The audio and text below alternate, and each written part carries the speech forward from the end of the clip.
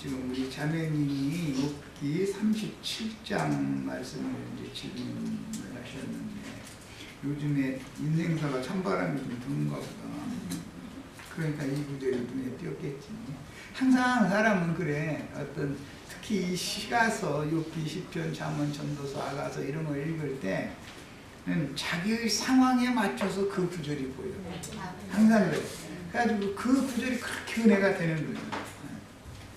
그러다가 이제 몇 년이 지나면 생각지도 않았는데 그 구절이 그때 깨달은 거 말고 훨씬 더 풍성하게 또 더 깨달아지고 이렇게 이제 한 게 하나님 하시는 일이에요. 지금 이제 욥이 동방의 의인이었다. 동방의 의인이라고 한 말은, 이 동방이라는 말은 유브라데강 동편에 사는 바단 아람 사람이었었고, 아람 족속 중에서 아람 족속도 다 셈의 후예들이니까. 예. 그래서 아브라함, 이삭, 야곱의 처가 동네가 다 바단 아람 사람들이잖아요. 그런데 이 욥은 아브라함보다도 한 데라와 그 비슷한 시기 정도 이렇게 살던 사람들이었을 것이다 라고 이렇게 추정을 하고는 있는데 정확한 건 아니고요. 그런데 하나님께서 욥을 내 종이라고 1장에 시작을 할 때 이렇게 시작을 했죠. 내 종 욥을 네가 유의하여 보았느냐, 사탄에게 이렇게 표현하셨어요. 욥이 당대의 의인이었었고 성인이었었던 것이죠. 오늘날로 말하자면은 교황님이나 큰 예배당의 당회장 목사님 그런 분이죠.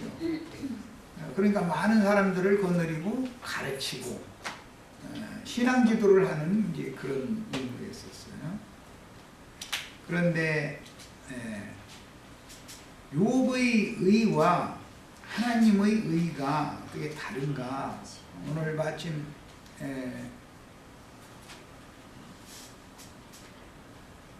아가서를 시작하는 시간을 가졌는데 다음 시간에는 이제 그 내용도 나올 거예요. 하나님의 사랑이라고 하는 것은 하나님의 의를 실현하는 사랑인 것이기 때문에 진리의 사랑인 것이고, 인간들의 사랑이라는 건 이기적이고 자기중심적이고 그래서 그게 진리의 사랑이 아닌 거예요. 하나님의 의가 이루어지게 하는 것이 하나님의 의를 이루시는 방법이 그리스도의 사랑인 것이죠. 하나님의 의가 빠지면 사랑이라는 말이 전부 거짓말이 되는 것이잖아요. 진실한 믿음에서 나오는 진실한 사랑이 아닌 거예요. 그런데 욥이라는 사람은 그때 당시 이제 엄청난 지혜자이며 종교 지도자로서 또 훌륭한 친구들도 셋이나 두고 있었죠. 오늘날로 말하자면 이제 유명한 어떤 이제 목사님이 자기 교단에 같이 잘 이렇게 통하는 그런 목사님들이 이제 있는 거나 이제 그런 것을 이제 생각하시면 돼요. 그런데 욥이 너무 의로운 거예요. 인간적으로 볼 때는 흠잡을 데가 없는 거예요. 이게 사울일 때 바울이 율법의 의로는 흠이 없던 사람이었죠. 근데 욥이 그런 사람이었다. 사람이 보는 관점으로는 흠잡힐 데가 없는 사람, 아니 완벽한 사람이죠. 세상 사람들도 다 완벽한 목회자 좋아하잖아. 그거 찾잖아요. 그런데 완벽한 목회자가 완벽한 인간이 있어요, 없어요? 없어요. 우리 저기 헤라 신랑 왜 오늘 애기 데리고 헤라 신랑은 헤라 완벽한 사람으로 봤다가 요즘에 완벽하지 않다는 거 실망 많이 한 얘기 하지?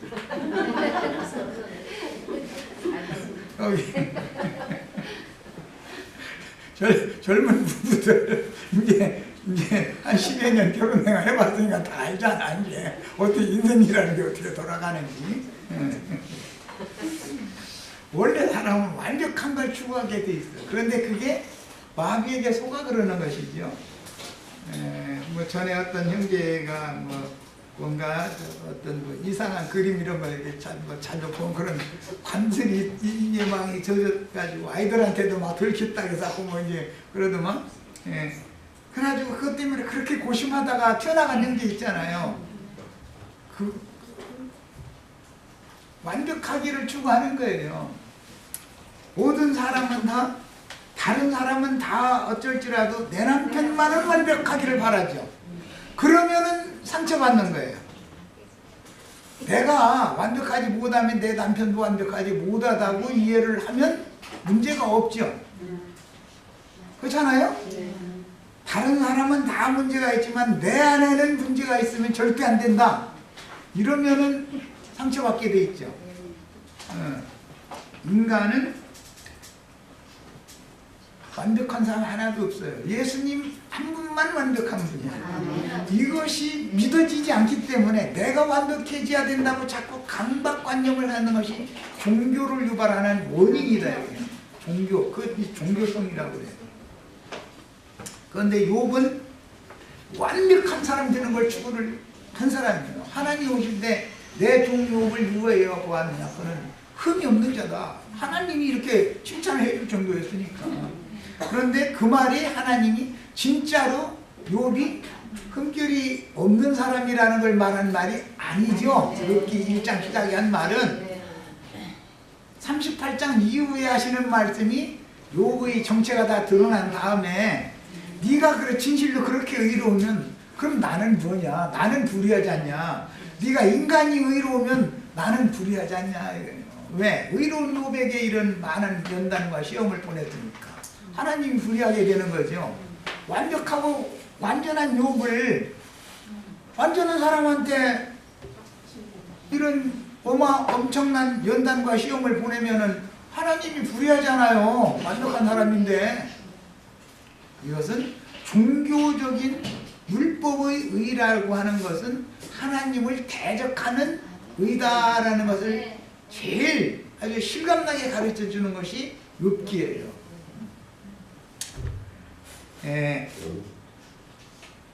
사람은 아무리 완벽을 추구를 해도 사람 스스로는 완벽해질 수 없고, 사람이 신앙생활을 오래 해서 세상 교계식으로는 변화를 많이 받았다고 해도 완벽할 수 없어요. 이 생을 떠나기 전까지는 나는 완벽하다고, 누구도 나는 다 이뤘다고 하면 그건 거짓말하는 거예요. 네. 예로 가나안 땅에 7 족속이 있는데 하나님께서 여호수아 때 여호수아 살아서 사역을 한다는 건 예수님이 살아있는 동안을 상징하는 거예요. 이 생에서 사역하는 기간을 상징하는 건데, 가나안 족속을 하나님이 완전히 진멸할 능력이 없는 것은 아니죠. 그런데 힘센 족속마다 조금씩 입으로 놔두죠. 그렇다기를. 그러면 아니 가나안 7 족속 악한 족속이니까 놔두면 안 되잖아. 싹 없애버려야지. 그런데 왜 놔둔다고 그랬어요? 내가 내 백성이, 이스라엘 백성이 나의 은혜를 입어서 나를 정말로 사랑하는지의 여부를 시험해 보려고. 입으로 난 이거 좀 놔둔다 그랬어. 그러면 진짜로 주님을 사랑한다라면 어떻게 하면 돼요? 내 속에 아직도 쓴뿌리가 남아가지고 또 이게 도져요, 또 도져요. 늘 은혜를 구하는 사람이 되게 만드는 것이 하나님의 구원 방법이죠. 순종을 자꾸 가르쳐야 되니까. 그런데 나는 완벽하다 하면은 지가 신이고 지가 메시아가 되는 거잖아요, 이제 스스로. 그래서 그렇게 못 오게 하신다 이거예요. 하나님을 진실로 사랑한다라는 것은 나는 아무것도 아니구나 라고 늘 주님 앞에 은혜를 구하는 사람이 하나님을 진실로 사랑하는 사람인 것이지, 자기가 무슨 흠결이 있으면은 다 변화받아가지고 없어졌다 이렇게 하면은 그게 위선자다. 이게 그게 아주 하나님 보시기엔 너무 가증한 자다. 이거예요. 그런 이제 가르침을 세상 교계에 이룰 구원 이걸 이제 강조하는 어떤 이제 그 목회자들이 있어요. 이룰 구원이라는 건 맞긴 맞아요. 이룰 구원이 다 남아있게 마련이니까 혼의 구원이라는 것을 완벽하게 돼 있는 사람은 없지만 혼이 변화를 받는 과정을 이 생에 남은 믿은 날 이후에 혼의 변화가 되는 과정으로 이게 들어가는 거기 때문에 그런데 하나님은 그를 사랑하시면 그가 자신 있다고 생각하는 것 때문에 시험을 당하게 만들어요. 예, 욥 같으면 나는 여자 문제는 떠났어. 이제 이거 장담했죠? 자기 부인 외에는 어떤 여자도 쳐다본 적이 없다고 그랬거든. 그런데 사람 사는데 여자 안 쳐다보고 살아요, 못 살아요? 벌써 그 거짓말 아니냐 이 말이요. 내가 달을 본 적이 있느냐, 별을 보고 내가 기뻐한 적이 있느냐, 막 자기 부인밖에 모른다는 거예요. 그런데 그렇게 말을 하면은 그게 거짓말이에요. 주님께서 다른 여자는 안 보이게 해주셨다. 이렇게 해야 맞는 거죠. 그러면 안 보이죠. 그렇잖아요. 금은방에 지나가도 뭐 물방울 반지인가 뭐가 관심이 많은 사람은 그것만 봐. 그게 보여요. 그럼 모르는 관심 없는 사람은 그 금방 맨날 지나다녀도 안 보여. 그 관심 없으니까. 이것을 은혜라고 그러는 거다. 이거. 사람의 구원은 은혜로 되는 것이지 사람이 뭘 어떻게 결심하고 뭐를 하니까 됐다 그러면은 그게 자기가 메시아다, 자기 스스로 자기 구원 받는다 이 말인데 요즘에 저 수원에 있는 어떤 형제도 이상하게 어떻게 이쪽에 말려 들어가 가지고서는 그런 사상을 버리지 못하고 있는 걸 보면서 너무 안타까워요. 성경이 말하는 구원의 도를 너무 모른다 이거예요. 지금 자긍하면은 넘어지게 돼 있어요. 자긍하지 못하게 하는 거예요. 하나님은. 그래서 일부러 사람마다 죄성, 악성이라고 하는 것이 종류가 한두 가지가 아니죠. 가난 7족속의 대표인 것이고 7귀신이라고 하면은 귀신이 꼭 7만 있다 이 말이 아니고 왠가 잡기는 인간 속에 그냥 득식을 그린다 이 말이지. 그런데 거반 죽여놓고 나서 조금씩은 다 살려놔뒀다니까. 예수님이 십자가에서 완전히 다 죽여버린 거 아니냐고. 예수님께는 다 죽여버렸죠. 예수님께는 다 죽었는데 우리 형제 자매님들은 이 혈과 육의 생명이 살아있는 동안은 아직 끝나지 않았어요. 그래서 교회 생활을 끝까지 신실하게 잘하라고 하는 것이 성경의 말씀인 것이거든요. 음약에다 이제 이야기를 했는데 친구들과 계속해서 변론을 해요. 뭐에 대해서? 하나님을 아는 지식을 가지고 누가 하나님을 아는 지식이 더 많으냐. 그런데 욥의 세 친구도 당대 어마어마한 사람들이에요. 그런데 이 한 사람 욥을 당하들 못해. 그러니까 나중에 엘리후가 와가지고 거들어 이제 세 사람 보내가지고 가서 변론을 하게 만들었더니 35장까지인가 계속 34장까지지 33장까지 그래요. 그리고 이제 34장에서는 엘리후가 딱 거듭잖아요. 거들고 들잖아요. 그러니까 하나님 아는 지식에 대해서 욥을 다른 세 친구가 욥 하나를 못 당해. 얼마나 욥이 하여튼 하나님 이 사람들 같이 말 잘할까. 욥의 친구들도 욥기 읽어보면 그 말은 왜 들어보면 이게 무슨 하늘에 사는 사람들이지 이 땅에 사는 사람들이 아니야. 이 욥기 읽어보면은 이게 이게 하늘에 사는 사람들이라 이런 말이지 어떻게 이런 목을. 그런데도 욥을 못 당해. 3명이 붙었는데도. 그러니까 나도 안 되니까 엘리후가 개입을 해가지고 거들고 있는 거예요. 이제 욥이 네가 의롭다고 지금 자고하고 있고 너는 다 됐다고 자고하고 있는데 그 자체가 네가 불의한 거다라는 걸 이제 설명을 해나가는 거예요. 그런데 그 중에 37장 말씀도 엘리후가 지금 욥의 세 친구들을 거들어서 욥을 지금 거꾸로 들이려고 하는 말을 하는 중에 나오는 말이에요. 그런데 오늘 자매님이 질문한 9절, 10절 이제 다시 봅니다. 폭풍우는 그 밀실에서 나오고 추위는 폭풍을 타고 오느니라. 그런데 자매님은 밀실이라는 것이 자신의 영혼 아닌가 이렇게 생각했는데, 이것은 예수님의 마음에 감추어둔 비밀이다. 예수님의 마음에는 우주의 비밀이 다 감춰져 있어. 그리스도는 하나님의 비밀이죠. 우주의 비밀은 그리스도예요. 예수님의 마음속에서는 이놈 안 되겠구만 하면, 야 찬바람 부는 천사 보고 야 너 잠깐 좀 힘부름 좀 해 하면은 안정식이가 좀 요즘에 뜨뜻하니까 늘어져가지고 풀어줘서 안 되겠다. 야 가서 좀 그 바람 좀 조금 세게 만들어주고 와라. 이러면 이제 찬바람이 부는 거죠. 찬바람 땡땡 부는 게 뭔지 아시겠죠? 인간사회에서 예기치 않은 어떤 일들이 이렇게 사람이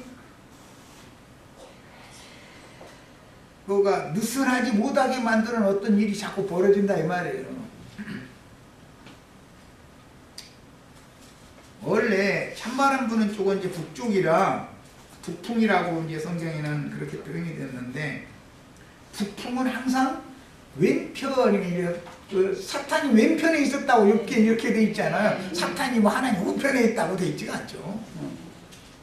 그런데 남편 따뜻한 바람 부는 천사장은 남쪽에 있고, 찬바람 불게 하는 이 천사장은 왼쪽에 있어도 이게 그 성경에는 동서남북 이 방위도 하나님의 보좌의 우편이라고 하면은 방위로 말할 때는 남편을 말하는 것이고, 좌편이라고 하면 북편을 말하는 거예요. 그리고 해 돋는 편 하면 동편을 말하는 것이고, 해 지는 편 하면 서편을 말하는 거예요. 성경의 동서남북 방위라고 하는 것도 다 뜻을 갖고 있는 거예요. 그러니까 대부분 보면 인간이 사는 데는 온대지방에는 북쪽에서 북반부에 있는 나라들은 북쪽에서 바람 불잖아요.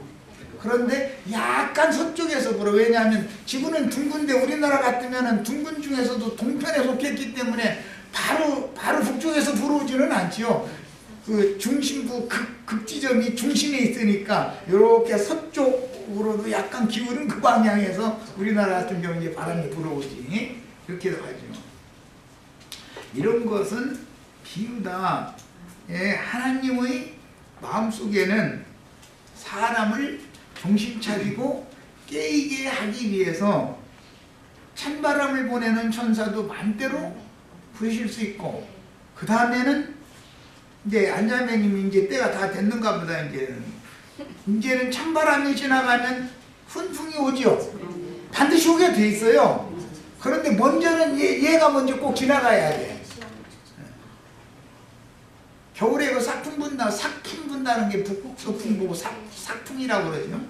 북서풍이 이렇게 지나가야 남동풍이 와가지고 봄을 불러들이고 비를 내리게 하고 이렇게 하잖아요. 이런 일은 욥의 인생에서도 지금 네가 이렇게 당하는 것은 너를 깨게 만들려고 그런다. 조금 지나면 내가 내 남동풍 또 보낼 거야. 예고예요 사실은. 우리 앉아면 위로받으셔야 되겠네요. 남동풍도 곧 올 거니까. 그런데 또 이미 왔는데도 또 그럴 수도 있지. 하나님의 입김이라고 그랬어요. 이게 밀실에서 하나님의 입김이 찬바람 기운이, 하나님은 더운 바람 훈풍만 보내는 게 아니라 하나님이 입으로 후 하고 이렇게 부는데 이게 얼게 하는 바람이라는 천사의 운행을 말하는 것이니까, 찬바람 보내는 천사 보고 너 갔다 와라고 하는 입에서 후 하고 부는 게 말씀이 그렇게 응한다 그 말이죠. 상징이지. 입김이 얼음을 얼게 하고 물의 너비를 줄어들게 하느니라. 이게 물이 자꾸 얼음판으로 돼버리면은 물이 출렁거리는 것이 없잖아요. 얼음 속에 딱 갇혀버리면은. 일부러 이렇게 만드시는 얘기를 지금 하는 거예요. 그 다음에 보면은 이제 저 아래로 내려가면은 여기까지 있겠습니다. 13절까지 있겠습니다. 또한 그는 구름에 습기를 실어서 그의 번개로 구름을 흩어지게 하시느니라. 그는 감싸고 두시며 그들의 할 일을 조종하시느니라. 그는 땅과 육지 표면에 있는 모든 자들에게 명령하시느니라. 이게 입김이잖아. 주님께서 입김 부르면 찬바람 불어올 수도 있고 훈풍이 불어올 수도 있죠.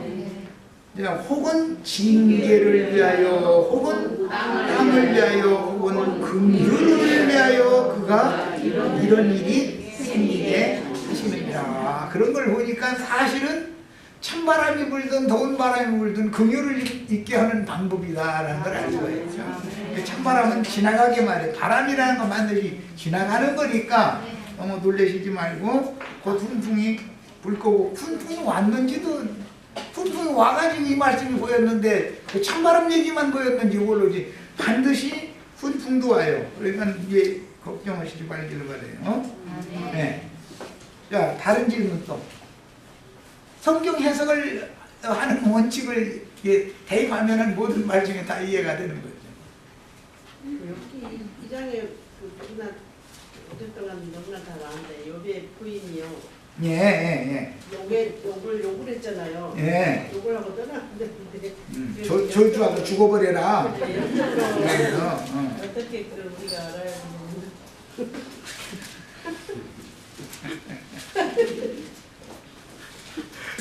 이제 문제인데, 남편이 사업이나 어떤 문제에 잘 되면 아내가 남편 욕하고 뒤져버려 이렇게 해요? 안 해요? 절대 않죠? 남편이 하는 사업하다 뭔가가 이건 안 돼, 이런 게 뭔가가. 그러고 뭐 마누라 이렇게 해서 비신하고 오라 해서 자꾸 친정이나 갔다 오라 해서 자꾸 이러면 친정도 한두 번 가야지. 아버지한테 친정 오라비가 그래도 사람이 된 사람이면은 한 핏줄인데 너나 나나 그렇게 어려서야 되겠냐 해가면서 슬쩍 이렇게 자기 부인 옳게는 그거 알았다 큰일 나잖아요. 그러니까 자기 부인 몰래 어떻게 이렇게 했냐 해서 줘서 살좀, 예를 들어 박서방 보고 이제 정신 차리고 이거 마지막이니까 나 있는 거 마지막이니까 너 더 이상 못 도와줘. 이제 잘 하라고, 잘 타일을 하고 해라, 타일러라. 내가 얘기하면은 처남이 얘기하면 기분이 좋아요, 안 좋아요? 부인 통해서 간접으로 하는 게 낫잖아. 그런 말 하는 건. 그렇게 양식이 있는 그런 훌륭한 오라비를 두었으면 다행이거니와, 그 오라비한테 몇 번 갔다 왔는데 또 가라 그러면은 좋은 말이 나와요, 안 나와요? 우리 김정숙 자매님은 뭐 그래도 막 완벽한 분이니까 뭐 좋은 말 하셔야 돼요. 좋은 말 하시겠지 뭐. 그래, 또 갔다 와? 한 번 더 갔다 오지 그럼 이러고 나갈 사람 있어요, 없어요? 없어요. 차라리 날 죽여.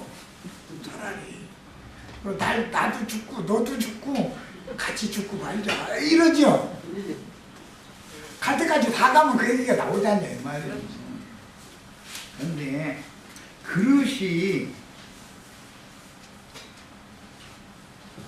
되어진 남편 같으면 자기가 자기 아내한테 못할 짓을 너무 많이 했다라고 이제라도 뉘우쳐가면서 내가 자네한테 말 잘못했네. 지난번에도 가서 이게 고맙게 갖다 썼는데 무슨 염치로 도왔단 말이야. 내가 어떻게 해보겠네. 이제는 내가 나설 거야. 이렇게 하면은 되죠. 그러면은 그 사람 정신이 제대로 돌았기 때문에 이제는 되거든. 그런데 이번 한 번만 더 갔다 한 번만 이제 그때 뭐라고 말을 하냐면 이건 100%돼 이제 100%. 내가 이렇게 보관을 탁 해놓고 이렇게 이거 이 한 탕만 하면은 된대 이거 이제. 그러면은 아직도 정신이 아니 맑은 정신이 안 온 거죠. 그래서 남편이든 아내든 그래서의 문제예요. 아내도 더 이상은 못 참겠으니까 남편보다 먼저 폭발하거든. 항상 하나님은 남자보다는 여자를 그릇을 좁게 만들어놨어요. 할 수 없어요. 하나님이 창조가 그렇기 때문에. 그러면 남편이 이걸 이해를 해야 되는데 남편도 쫌생이가 되어가지고서 하면은 당신하고 나하고 부부라는 게 뭐야? 이제 이렇게 나와버려. 예를 들어서 내가 살이야 너도 사는 거 아니야?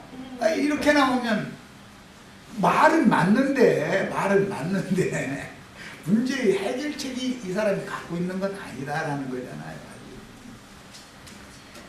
인생사라는 것도 다 교회에 와서 말씀을 가르침 받아야 성공하는 거예요. 말씀을 모르면은 짐승이요 짐승들끼리 하는 거지 뭐. 욥이 가져가니시도 주시니도 여호와시오 가져가시니도 여호와시오 이 말을 하니까 화가 머리 끝까지 스밀러 가지고 그 얘기 온 거잖아요.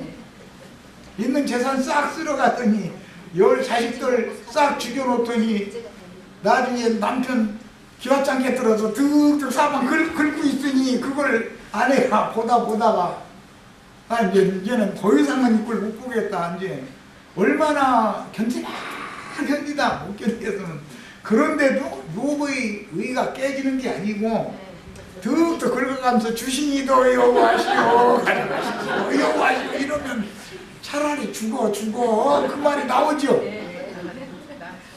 이해되죠? 욥이라는 사람도 그 정도까지 참아준 아내 얻은 거 보면은 아내도 사람이 욥이라는 사람이 이런 사람이기 때문에 그 아내도 그 많은 그릇을 붙여주셨을 거예요. 그런데 욥의 아내는 더 이상은 못 견디는 거죠. 이제. 세상 사람들은 재산만 날라가 버려도 난리 나죠.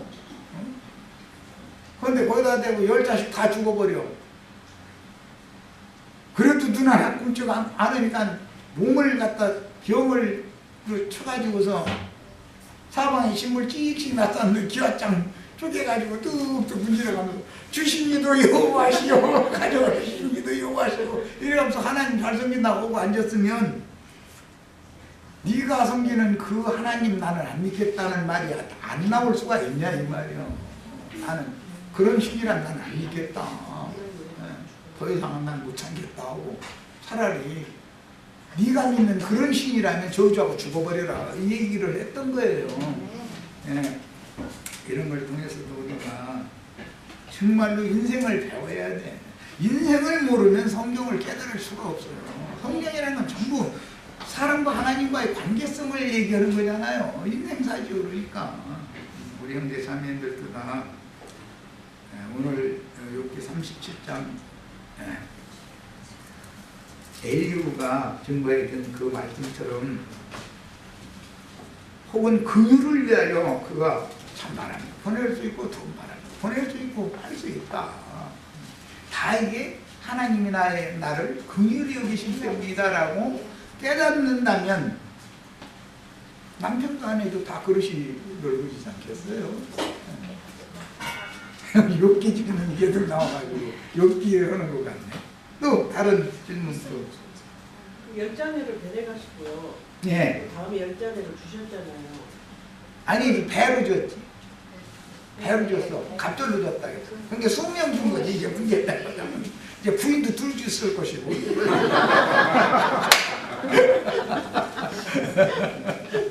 그래서 이제 갑절의 복이라는 것은 하늘의 신령한 그 땅에 기름진 이걸 다 준다 이제 그 말인데 갑절의 복을 받는 것은 영적인 복도 받으시는 건 당연하지만 인생사의 모든 필요도 당연히 주님이 책임져 주신다는 믿음을 줬다는 뜻이에요.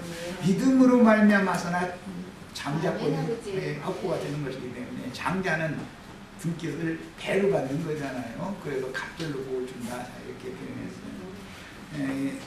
이삭이 야곱을 축복할 때도 갑절의 축복을 주잖아요.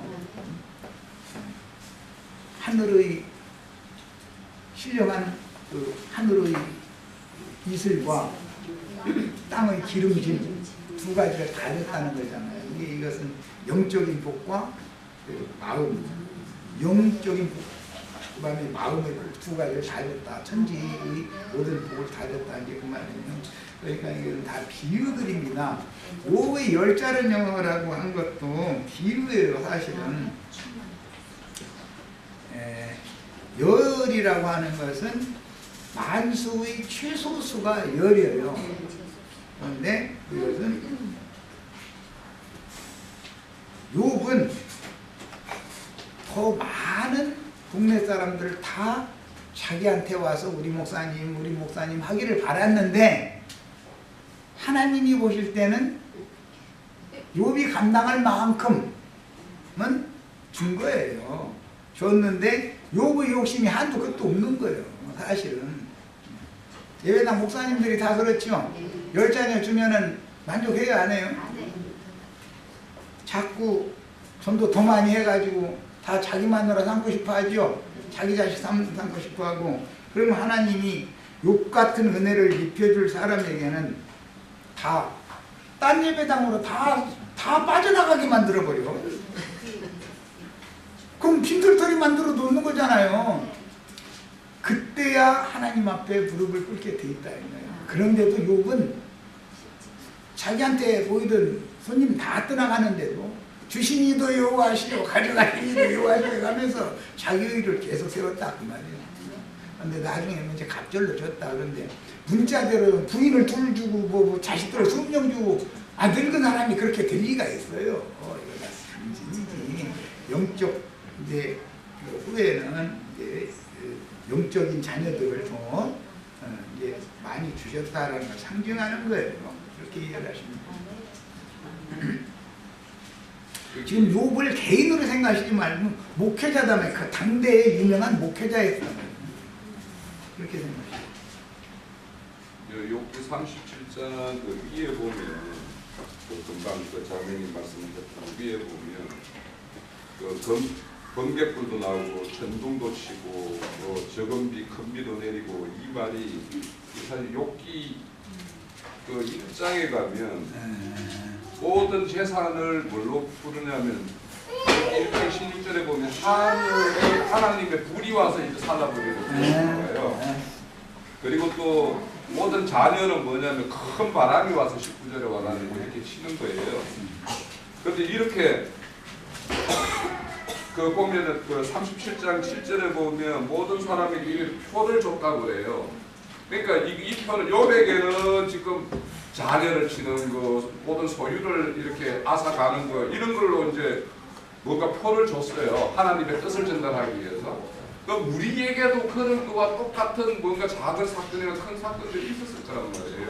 개인에게도 있고 네. 교회에게도 있고. 그렇게 해서 뭐냐면 지으신 이의 뜻을 알게 하는 것이 하나님이 그런 걸 보낸 것인데 그 8절에 보면 37장 7장 8절에 보면 그렇지만 이것을 받은 사람들이 어디로 가냐면 땅속으로 기어들어가서 거기에서 처소를 삼고 있다라고 이야기를 하고 있어요. 예? 그러니까 그 다음부터는 그래서 또 다시 이제는 뭐냐면 또 추운 바람을 또 다시 보내고 이렇게 한다는 거예요. 그래서 우리가 하나님이 어둠도 짓고 빛도 짓는다 그러고 뭡니까 환난도 짓고 평안도 짓는다 그러잖아요.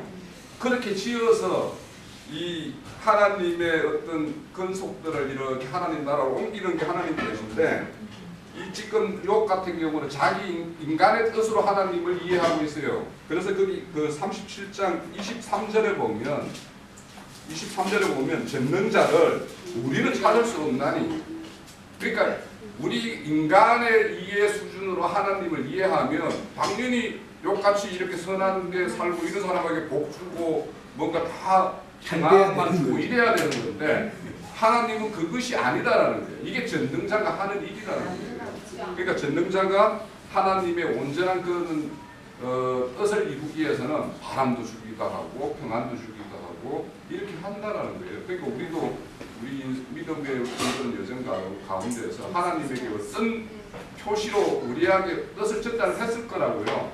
그런데 그걸 못 알아들으면 이제 2차, 3차 바람이 이렇게 올 거라는 걸 우리는 알아야 돼요. 그러니까 빨리 알고 땅 속에서 이렇게 머물 것이 아니라 하늘 보좌로 우리가 다 다시 하나님의 뜻에 따라서 동행해서 올라가야 되겠죠. 네. 그러니까 우리의 생각대로 살면은 여배 그막 아픔과 여러 가지 것이 이제 닥쳐오는데 우리가 하나님 안에서 딱 올라서게 되면은 갑절에 모든 것을 주신다는 뜻이잖아요. 결과적으로는 갑절을 주시는 거예요. 엘리우시 정체가 뭐예요? 엘리우는 예수님을 상징하는 거예요. 그 다음에 이제 38장에 가는 여호와께 친히 말씀하시잖아요. 예수님이 말씀하는 것이 여호와의 말씀으로 연결되는 거예요. 상징이야. 기독교계 여러 지도자들이 그럴싸한 얘기 다 하고 나서 욕을 못 꺾으니까 엘리우가 와서 말을 하는 거예요. 욕만 정지하는 게 아니라 욕의 세 친구들도 정지하잖아요. 너희 다 똑같지 않냐 이런 얘기를 엘리우가 해주는 거 아니야. 예, 예수님이 여기서 유대교의 흠도 없고 점도 없는 그런 자부하는 유대교 지도자들 보이 뱀들아 독새의 새끼들아 너희가 어떻게 지옥 판결을 피할 수 있느냐 이게 선포하는 거예요. 찬바람 부는 얘기지 그게 뭐 고운 바람 따뜻한 바람 부는 얘기는 아니야. 그러면 그때 하나님의 음성으로 그게 들어야 된다 이게. 그런데 사람이 그게 잘해요. 이 성경을 읽어도 이런 이해를 하기가 어려운 거예요. 적응이 잘할지 모르겠어요. 저 같은 경우는 예전에 그냥 인간대로 살 때 이제 우리 한자매님도 이제 갑절로 복을 받을 때가 됐구만. 이게 보니까 찬바람 지나갔구만. 너무 폭풍우가 많이 왔었잖아요. 여기서 3장을 펴놓고 한 3시간 오른 것 같아요. 내가 안 태어났으면 이런 폭풍을 안 만났을 텐데 내가 왜 태어났을까? 우리 엄마 무릎에다가 앉혀놓고 왜 나를 젖을 빨렸느냐고 막 그래가 원망했구만. 예, 많이 울었어요. 이 여기서 3장을 네. 그런데 지금 와서 깨달은 그게 아니에요. 그러면요 남편과 아내가 마음이 화합되고 자식들도 부모님 마음 알고 이렇게 되면 갑자기 복이 오는 거예요. 세상 사자 뭐 먹고 살고 이런 것이 부자가 되고 그런 것이 사실은 꼭 복이 아니에요. 갑절의 복이라는 하늘의 복장의 복이라고 이렇게 생각하면 안 되고 영적인 복을 아멘. 진리의 세계를 말씀을 통해서 내 인생이 바꿔져야 되는 것이거든. 그래 깨달아야 되는 것이잖아요. 이거는. 그런데 목회자들이 진리를 가르치려고 그러지 않고 몰라서 그런지 일부러 그러는지는 몰라도 쓸데없이 자꾸 이 세상신 마귀한테 자꾸 바라는 이잖아요. 참 안타까운 일이죠. 여기서가 제일 먼저 쓰여졌다고 그러는데 네, 창세기보다도 욥기가 맨 먼저 기록되어져 있었던 말씀이에요. 성경 중에서는 맨 먼저 기록된 책이 창세기보다도 욥기예요. 히브리인들이 나오기 전에 아람 족속이 먼저 하나님을 섬겼었기 때문에 예, 아람 족속 중에서 히브리 족속이 나오는 거잖아요. 그러니까 아브라함보다도 욥이 먼저 사람인 것이죠. 제가 저 질문을 그 에레미야서 1장 5절에 보면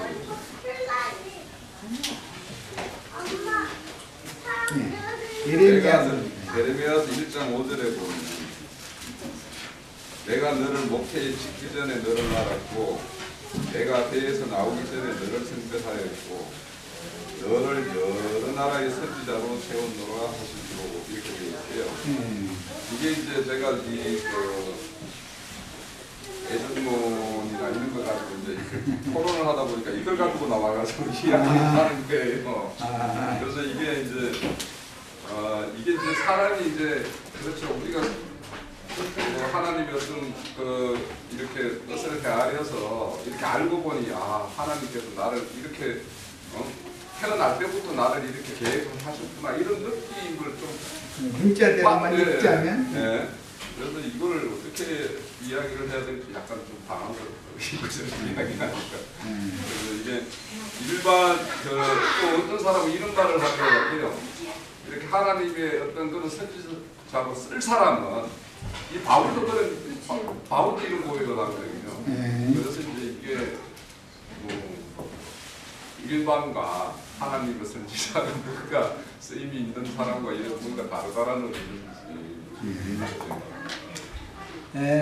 이거는 좀 이제 잘 이해를 해가면서 들으셔야 되겠어요. 이 말씀이 갈라디아서 1장 15절에서 바울 사도가 예레미야 1장 5절을 재인용하는 말씀을 해서 똑같은 말이 나와요.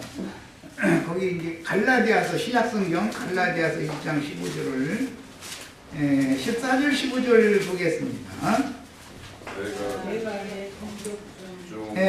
내가 내 동족 중 여러 연갑자보다 유대교를 지나치게 믿어. 욥이 때지요. 욥이 37장 전까지 이때가 사울 때잖아요. 상징하는 거니까.